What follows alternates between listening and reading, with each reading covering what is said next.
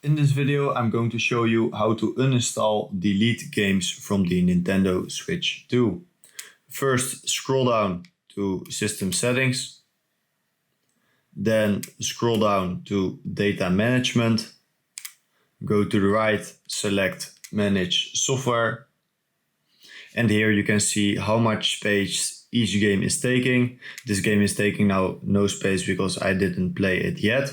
To delete the game, press the game you want, and then here you can select delete software. If you deleted the game but it is still on your home menu, what you need to do is you go back to System Settings, scroll down to Data Management, again to Manage Software, and then what you need to do is select the game you want to have deleted from the home menu, for example this one, and then you select Delete Home Menu icon.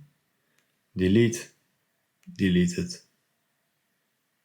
And if we go now back to the home menu, you see the game is gone. So guys, that's how you can delete uninstall games on the Nintendo Switch 2.